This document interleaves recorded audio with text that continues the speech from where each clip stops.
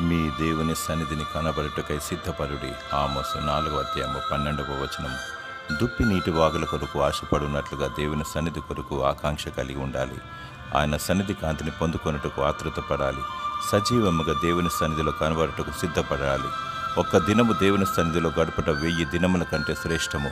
మొదట దేవుని సన్నిధిని అనుభవించుటకు నీ హృదయాన్ని సిద్ధపరచుకోవాలి.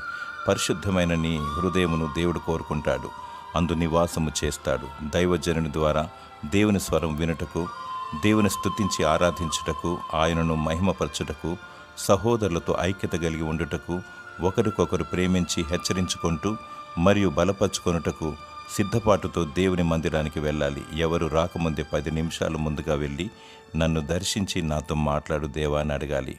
పరిశుద్ధ హృదయాన్ని దేవుడు తాకుతాడు. నీ హృదయాన్ని ఆయన సన్నిధిలో కుమ్మరించాలి. దేవుడు నిన్ను కనికరిస్తాడు. దేవుడు నిన్ను నీ కుటుంబాన్ని బహుగా దీవించునుగాక. ఆమేన్.